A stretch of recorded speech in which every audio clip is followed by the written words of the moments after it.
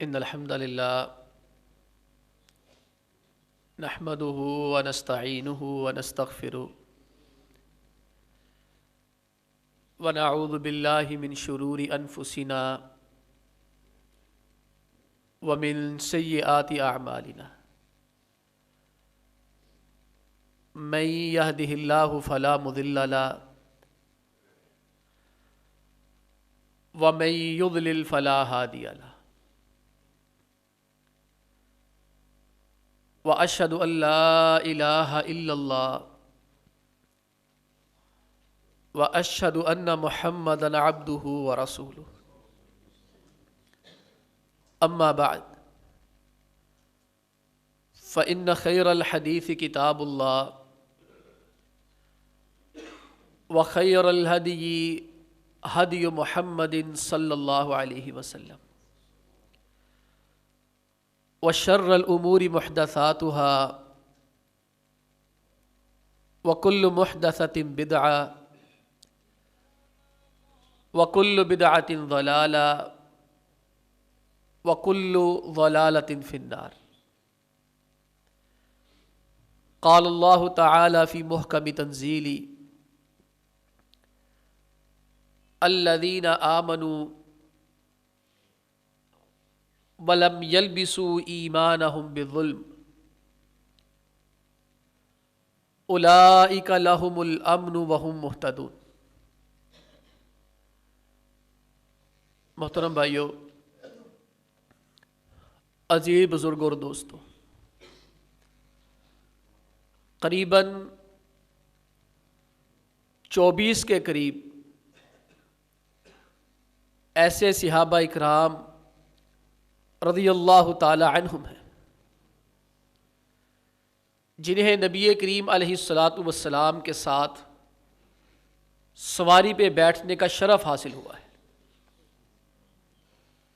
محدثین نے اس کے اوپر کتابیں لکھی، ہم رکاب رسول صلی اللہ علیہ وسلم، کہ یہ بھی تو ایک شرف کی بات ہے نا۔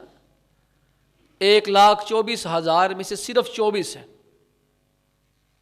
جن کو نبی کریم علیہ الصلاۃ والسلام نے اپنے ساتھ سواری پہ پیچھے بٹھایا ہے۔ ان عظیم شخصیات میں سے ایک شخصیت جناب معاذ بن جبل رضی اللہ تعالی عنہ،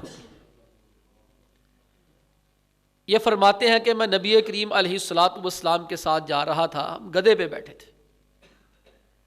یہ آپ علیہ الصلاۃ والسلام کی عاجزی ہے، انکساری ہے کہ گدھا ملا تو اسی پہ بیٹھ گئے، اور ساتھ کسی کو سوار بھی کر لیا کہ گدھے پہ تو ایک بندے کا بیٹھنا بڑا مشکل ہے، پیچھے بھی کسی کو سوار کر لیا۔ باتیں شروع ہو گئی، آپ علیہ الصلوۃ والسلام پوچھنے لگے، یا معاذ هل تدری حق اللہ علی عبادی؟ معاذ، کیا آپ کو پتا ہے اللہ کا بندوں پر کیا حق ہے؟ فرمانے لگے، اللہ ورسولہ اعلم، اللہ کے پیغمبر علیہ الصلوۃ والسلام اللہ جانتا ہے یا آپ جانتے ہیں، مجھے نہیں پتا۔ نبی کریم علیہ الصلوۃ والسلام نے مزید توجہ حاصل کرنے کے لیے، جیسے خطیب کہتا ہے کہ آپ کو پتا ہے میں کیا کہنے لگا ہوں، استاد کلاس میں کہتا ہے بچوں آپ کو پتا ہے یہ بات کیسے ہے، اس سے مقصد ان کا علم چیک کرنا نہیں ہوتا، بلکہ اس کا اصل مقصد یہ ہوتا ہے کہ سامعین کی توجہ حاصل کی جائے اور ان کو پتہ چلے کہ خطیب صاحب، امام صاحب یا استاد صاحب یقینی طور پر کوئی ایسی بات کرنے لگے ہیں جو بڑی اہمیت کی حامل ہے۔ اللہ کے پیغمبر علیہ الصلوۃ والسلام نے زیادہ توجہ حاصل کرنے کے لیے یہ کلام فرمایا، معاذ کیا تمہیں پتا ہے اللہ کا بندوں پر کیا حق ہے؟ کہتے پھر میں نے یہی جواب دیا، اللہ ورسولہ اعلم، اللہ اور اس کے رسول کو زیادہ پتا ہے۔ تو آپ علیہ الصلوۃ والسلام نے فرمایا، حق اللہ العباد ان یعبدوہ ولا یشرکوا بہ شیئا، اللہ کا جو بندوں پر حق ہے، جو اللہ بندوں سے مطالبہ کرتا ہے، تو اللہ یہ چاہتا ہے بندے عبادت اسی کی کرے، اس کے ساتھ شریک کسی کو نہیں کرنا۔ حق اللہ کے اور بھی ہے، نماز بھی اللہ کا حق ہے، زکوٰۃ بھی اللہ کا حق ہے، روزہ بھی اللہ کا حق ہے، زکوٰۃ، نماز، روزہ، حج، عمرہ سب اللہ کے حقوق ہیں۔ لیکن ان تمام حقوق میں سے سب سے بڑا جو حق ہے کہ انسان موحد ہو، انسان اللہ تعالیٰ کے ساتھ کسی کو شریک نہ کرے، انسان کو توحید کی خبر ہو، توحید کا علم ہو۔ اللہ کے پیغمبر علیہ الصلوۃ والسلام اسی طرح ایک صحابی جناب ابی بن کعب رضی اللہ تعالی عنہ کے ساتھ بیٹھے ہیں، باتیں شروع ہو گئی۔ فرمایا یا ابو المنذر اتدری ای آیت من کتاب اللہ معک اعظم، ابو المنذر کیا آپ کو پتا ہے کہ قرآن پاک کی سب سے بڑی آیت کون ہے جو آپ کو، کون سی ہے جو آپ کو آتی ہے؟ انہوں نے پھر یہی جواب دیا اللہ ورسولہ اعلم، اللہ اور اس کے پیغمبر کو زیادہ پڑتا ہے۔ پیارے پیغمبر علیہ الصلوۃ والسلام نے پھر دوبارہ پوچھا ابو المنذر کیا تمہیں پتا ہے اللہ کے قرآن کی سب سے بڑی آیت کون سی ہے؟ عزیزو قرآن پاک کی سب سے بڑی آیت کون سی ہے؟ آیت دین، قرضے والی آیت، آیت التجارہ، کاروبار والی آیت جو سورہ بقرہ کے اندر ہے، یا ایھا الذین آمنوا اذا تداینتم بدین۔ قرآن میں لفظوں کے اعتبار سے، حرفوں کے اعتبار سے، سطروں کے اعتبار سے سب سے بڑی آیت یہ ہے۔ اللہ کے پیغمبر علیہ الصلوۃ والسلام کا مقصد یہ نہیں تھا کہ لفظوں کے اعتبار سے بڑی آیت کون سی ہے، نہ یہ مقصد تھا کہ سطروں کے اعتبار سے بڑی آیت کون سی ہے، حرفوں کے اعتبار سے بڑی آیت کون سی ہے۔ اللہ کے پیغمبر علیہ الصلوۃ والسلام کا مقصد یہ تھا معنی اور مفہوم کے اعتبار سے، عظمت کے اعتبار سے قرآن کی سب سے بڑی آیت کون سی ہے۔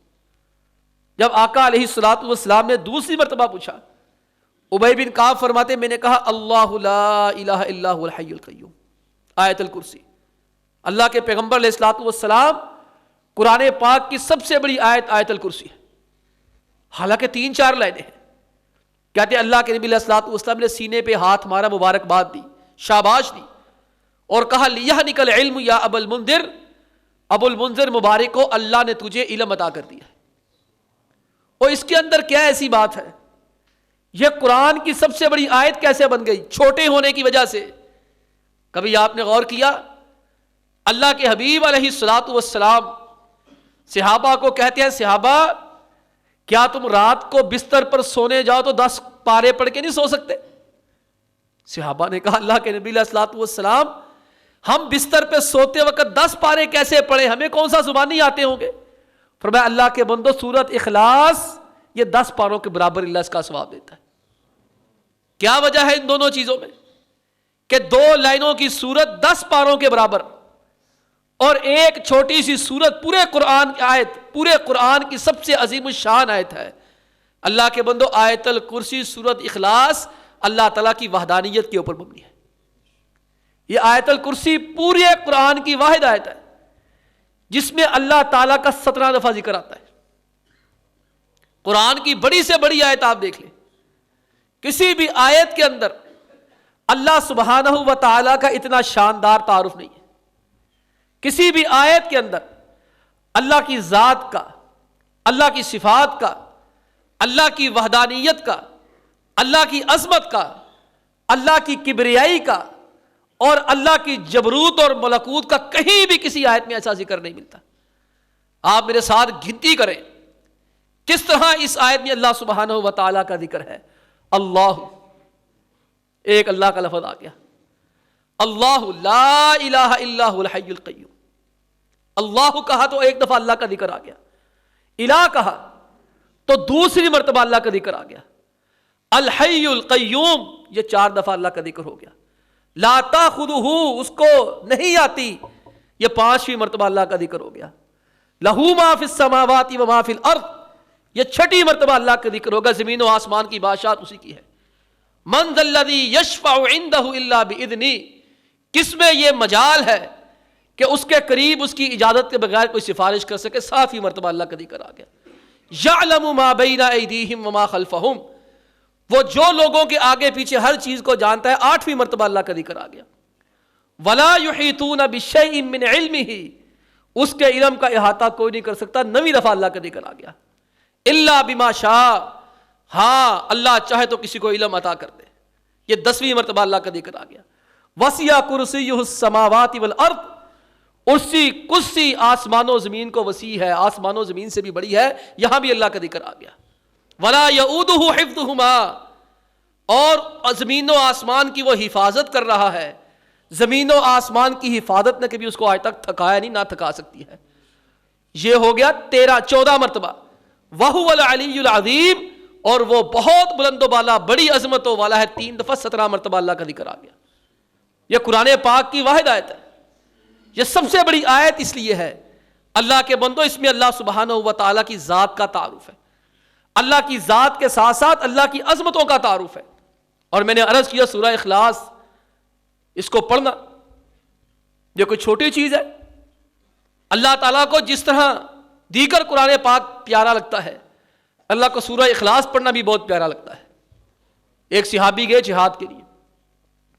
صحابہ فرماتے جب بھی کوئی یہ نمازیں کرواتے، لیڈر وہ تھے، امیر وہ تھے گروپ کے لشکر کے، کہتے نماز پڑھاتے تو سورہ فاتحہ پڑھنے کے بعد، کوئی سورت پڑھنے کے بعد رکوع پڑھنے کرنے سے پہلے سورہ اخلاص لازماً پڑھتے. ہر نماز کے اندر یہی کیفیت، ہر نماز کے اندر یہی کیفیت. صحابہ اکرام رضی اللہ تعالیٰ بڑے حیران ہوئے کہ یہ نیا کام ہی ہم نے دیکھ لیا ہے. یہ سورت تو پڑھتے ہی پڑھتے ہیں، ساتھ سورہ اخلاص بھی پڑھتے ہیں. نبی کریم علیہ الصلوۃ والسلام کو جا کر بتایا گیا، اللہ کے پیغمبر علیہ الصلوۃ والسلام آپ کا یہ صحابی، آپ کا یہ دلیر آدمی ہر سورت کے بعد سورہ اخلاص ضرور پڑھتا ہے. اللہ کے نبی علیہ الصلوۃ والسلام فرمایا اس کے جا کے پوچھو کیوں کرتا ہے. صحابہ نے جا کر پوچھا کیوں کرتے ہو ایسا؟ کہنے لگے لأنہا صفات الرحمن عز وجل فانا احب ان اقرأ بها، اس میں اللہ کی شان بیان ہوئی ہے، مجھے اللہ کی شان بیان کرنا بڑا پیارا لگتا ہے. اس میں اللہ کی صفتیں بیان ہوئی ہیں. قل هو اللہ احد، کہہ دو اللہ ایک ہے. اللہ الصمد، اللہ ہر چیز سے بے نیاز ہے. صمد عربی زبان میں کسے کہتے ہیں؟ صمد عربی زبان میں اسے کہتے ہیں جس کو کسی کی ضرورت نہ ہو لیکن سب کو اس کی ضرورت ہو، اس کا ہر ایک کے بغیر گزارا ہو لیکن اس کے سوا کسی کا گزارا نہ ہو. اللہ کا ہمارے بغیر گزارا ہی گزارا ہے، ہمارا اللہ کے بغیر گزارا نہیں ہے. اللہ الصمد، اللہ بے نیاز ہے. لم یلد ولم یولد، نہ وہ کسی کی اولاد نہ کوئی اس کی اولاد. یہ اولاد کسی کی ہونا بھی کمزوری، اولاد کا نہ ہونا بھی کمزوری. ولم یکن لہ کفوا احد، اور کوئی اس کی کبھی برابری نہیں کر سکتا. اس نے کہا مجھے اس سورت سے بڑا ہی پیار ہے، اس لیے اس میں میرے اللہ کی صفات اور عظمتوں کا بیان ہے. اللہ کے نبی علیہ الصلوۃ والسلام کو صحابہ نے جب یہ بات بتائی، آپ نے کہا اخبروہ ان اللہ عز وجل یحبہ، اسے بتاؤ کہ وہ سورت اخلاص سے پیار کرتا ہے، نتیجے میں اللہ اس سے پیار کرتا ہے. کہ تم توحید والوں سے پیار کرو، توحید سے پیار کرو، اللہ تم سے پیار کرے گا. یہ ایک صحابی نہیں، ایک اور صحابی، اور کسی چھوٹی مسجد کے امام نہیں، مسجد قباء کے امام. بیت اللہ سب سے عظیم مسجد، اس کے بعد مسجد نبوی. بیت اللہ میں نماز پڑھنے کا کتنا ثواب ہے؟ 1,00,000 نماز پڑھنے کا ثواب. اور مسجد نبوی میں صحیح حدیث کے مطابق ایک نماز پڑھنے کا ثواب 1,000 نماز کے برابر ہے. اس کے بعد مسجد اقصیٰ ہے جہاں ایک نماز پڑھنے کا ثواب صحیح روایت کے مطابق 500 نماز کے برابر ہے. یہ 3 مسجدیں دنیا میں ایسی ہیں جن کے لیے اسپیشل سفر کیا جا سکتا ہے نماز پڑھنے کے لیے. ان 3 مسجدوں کے علاوہ کسی مسجد کے لیے اسپیشل سفر نہیں کیا جا سکتا کہ وہاں جا کے میں نے نماز پڑھنی. ایسے تو مسجدیں ویران ہو جائیں گے، تماشے لگ جائیں گے. ہاں علم کے لیے سفر کیا جا سکتا ہے. اور چوتھی کوئی مسجد اسپیشل سفر نہیں کیا جا سکتا، اس کی عظمت آئی ہے قرآن میں، احادیث نبویہ میں، مسجد قباء ہے.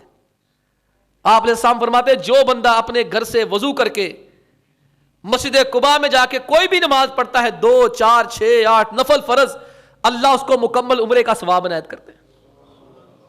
اب یہ صحابی وہاں نماز نہیں پڑھتا، نماز پڑھاتا ہے.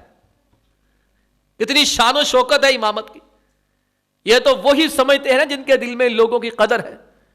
جن کے دل میں ان کی قدر نہیں وہ کیا جانیں گے؟ بندر کیا جانے ادرک کا سواد، اسے کیا پتا یہ عزت اور عظمت کیا ہوتی ہے. جس امامت کی خواہش انبیاء کریں وہ کوئی معمولی چیز نہیں ہو سکتی. یہ مسجد نبوی کے مسجد قباء کے امام ہیں. مسجد قباء کے امام ہیں، ان کی روٹین کیا تھی؟ صحابی فرماتے سب سے پہلے سورہ فاتحہ پڑھتے، افتتح بقل ھو اللہ احد. ہر نماز میں یہی روٹین ہے، سورۃ فاتحہ پڑھنے کے بعد پہلے سورہ اخلاص پڑھتے، اس کے بعد کوئی دوسری سورت پڑھتے. لوگوں نے کہا امام صاحب کیا بات ہے، ہر وقت یہی سورت، ہر وقت یہی سورت. اس نے کہا بھائی امامت کرانی کراؤ تو میں نہیں پڑھاتا امام، چلو یہ اور امام لب لو. میں نے اگر امامت کرانی ہے نا تو اسی شرط پہ کرانی ہے، ہر سورت سے پہلے سورہ فاتحہ کے بعد سورہ اخلاص پڑھا کروں گا. وہ صحابہ حیران ہوئے، پیارے پیغمبر علیہ الصلوۃ والسلام کو جا کے شکایت کرتی.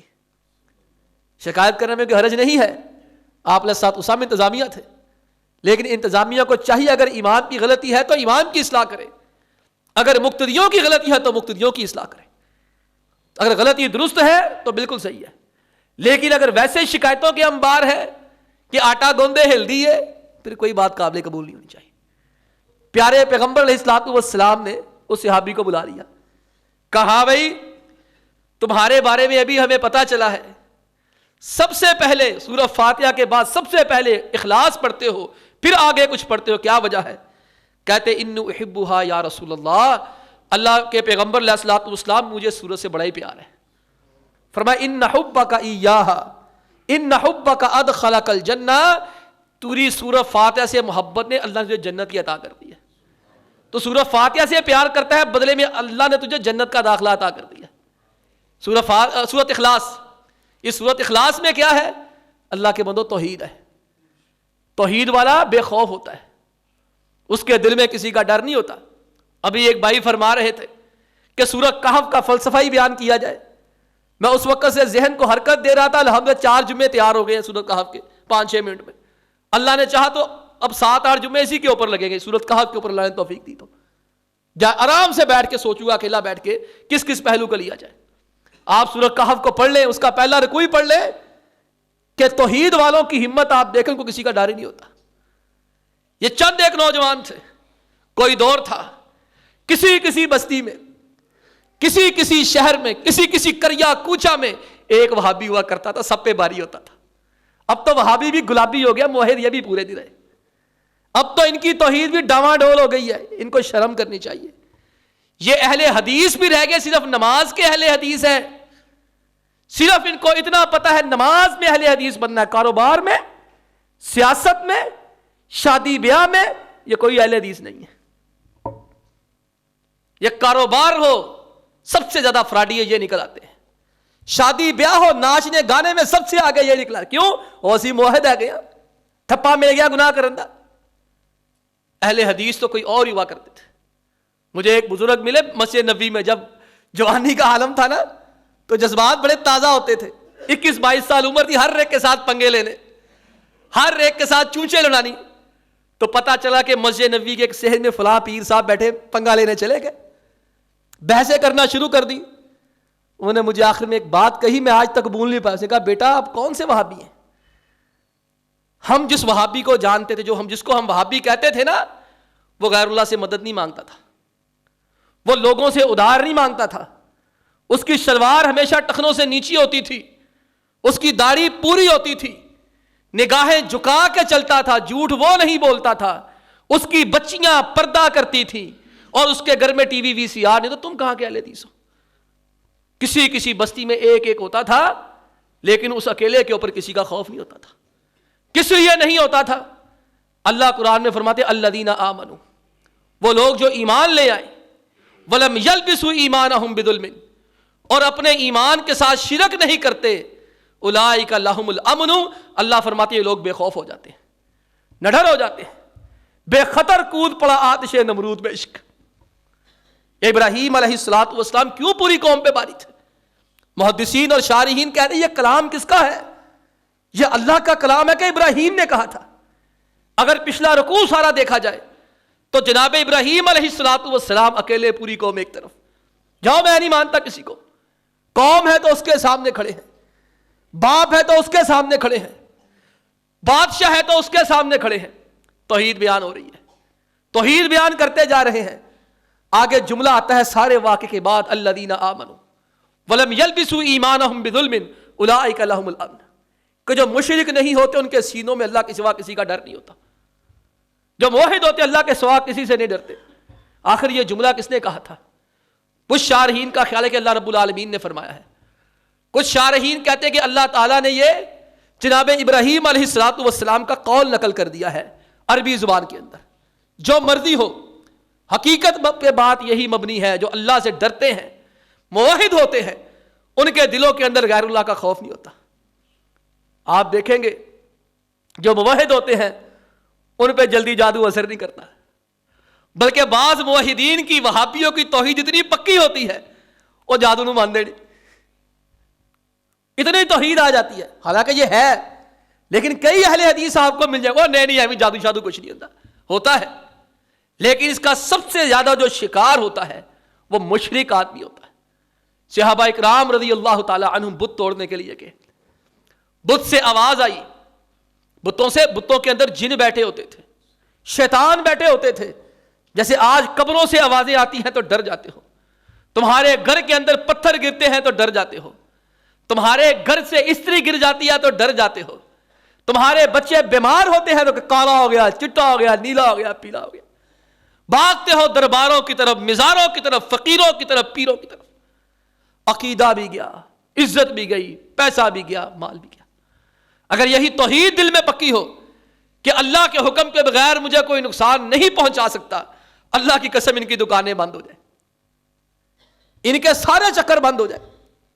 ان کے پاس کرشمے ہوتے ہیں، کالی قوتیں ہوتی ہیں، شیطانی قوتیں ہوتی ہیں، یہ آوازیں سنا کر خوف زدہ کر دیتے ہیں.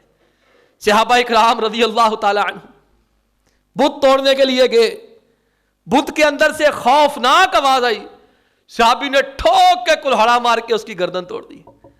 اور بت کے اندر سے آواز آئی، تمہیں اب ڈر نہیں لگتا؟ پہلے تو تم ہماری آوازیں سن کے کام جایا کرتے تھے، تمہیں اب ڈر نہیں لگتا؟ صحابی نے فرمایا اب ڈر نہیں لگتا. آمنا برب العالمین، ہم پہلے مشرک ہوتے تھے، ہم اللہ پر ایمان لے کر آ گئے، اب ہمیں ڈر کوئی نہیں لگتا تمہارا. وہ پہلے ہی تھا، تم نے آواز نکالی تو ہم نے نذرانے دے دیے، تم نے آواز نکالی تو ہم نے دھڑکی لگا دی. اور جنوں نے خود کہا، سورہ جن آپ پڑھ کے دیکھ لیں، یعوذون برجال من الجن فزادوہم رہقا. جن خود کہا کرتے تھے کہ انسانوں نے ہمارا دماغ خراب کر دیا، انسان ہم سے ڈرنا شروع ہو گئے، ہم نے ان کے خوف میں اور اضافہ کر دیا. وہ اس کا بچہ گر گیا بیڈ سے، وہ ڈر گیا، وہ شیطان نے دوسری مرتبہ پھر گرا دیا، تیسری مرتبہ پھر گرا دیا. گیا تعویذ دینے کے لیے، اللہ پر اعتماد ختم ہو گیا، پیر کے اوپر اعتماد زیادہ ہو گیا. اللہ کے بندو، یہ توحید ہے، کتنی بڑی چیز ہے.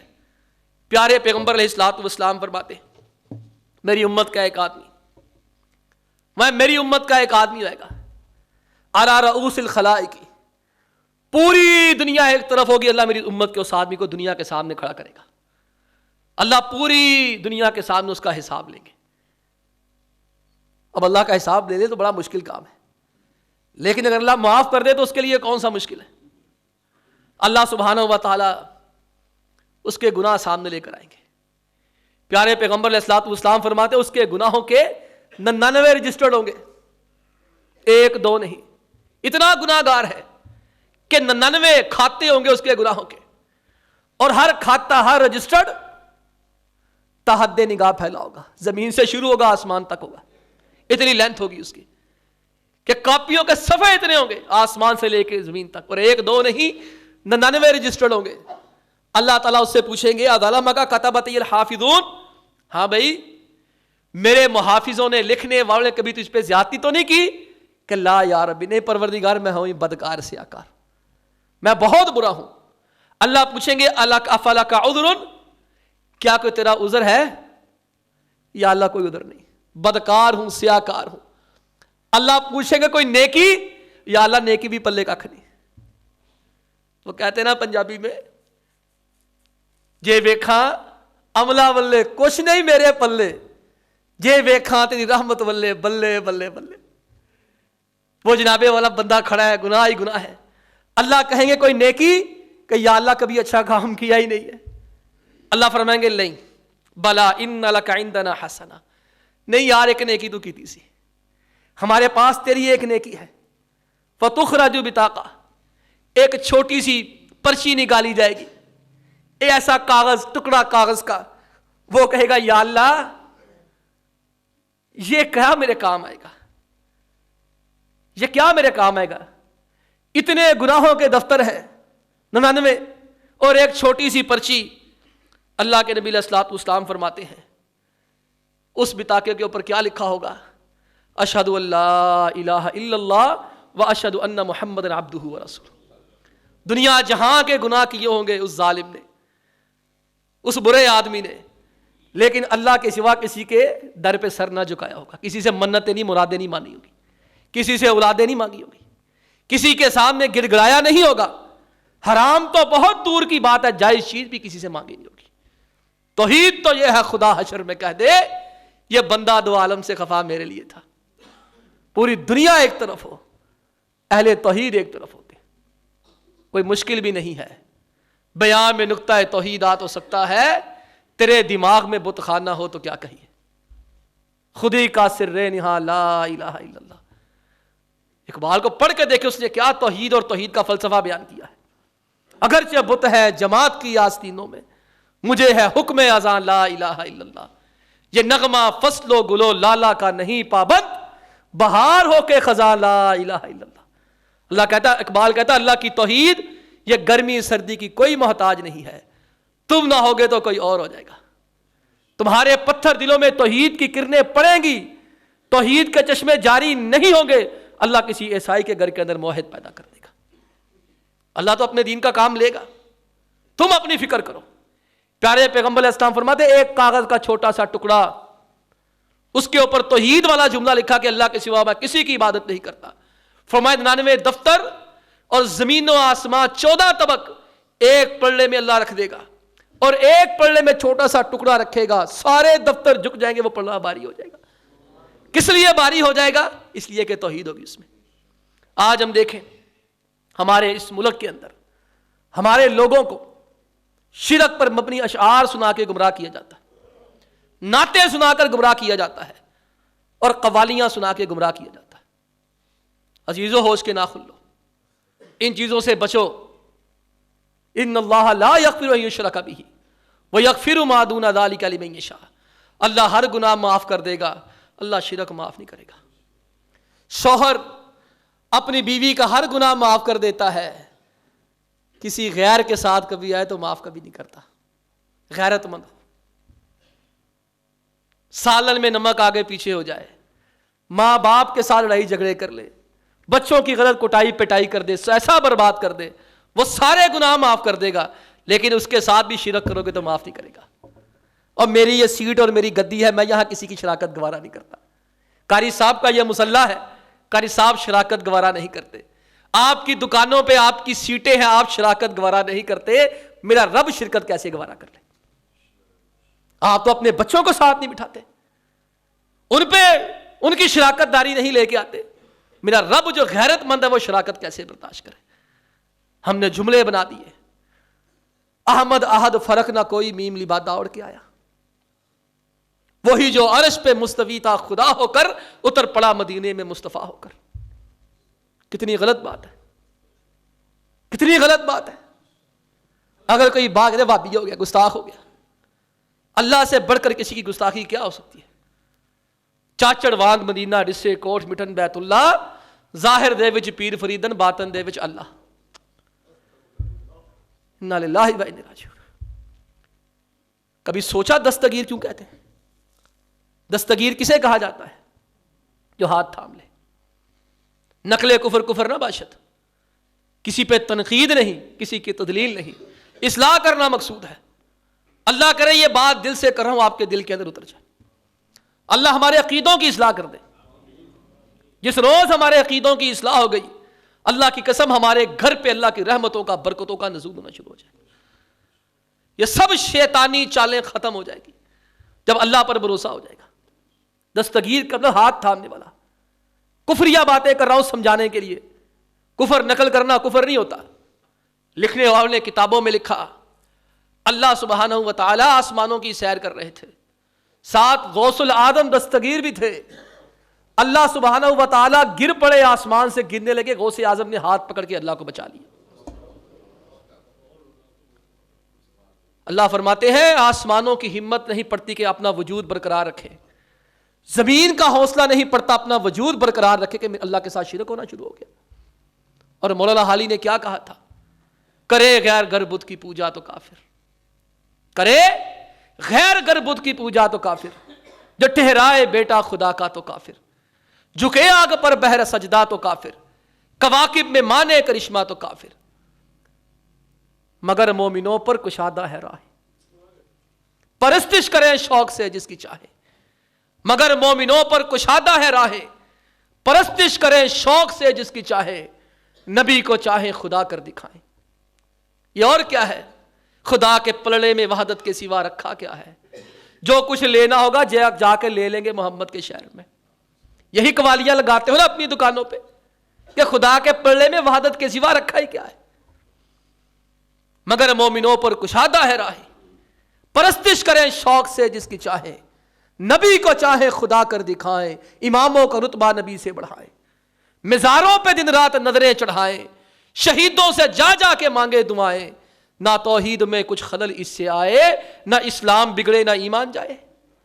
تم اتنا کچھ کر کے بھی مسلمان ہو، اللہ کے بندو احتیاط کرو، اپنا عقیدہ درست کرو، نہ میرا کرو، نہ کسی دیوبندی کا کرو، نہ اہل حدیث کا کرو، عقیدہ وہ اختیار کرو جو اللہ کے نبی علیہ الصلوۃ والسلام کو اللہ تعالیٰ نے دیا اور پیارے پیغمبر علیہ الصلوۃ والسلام نے ہمیں دیا ہے۔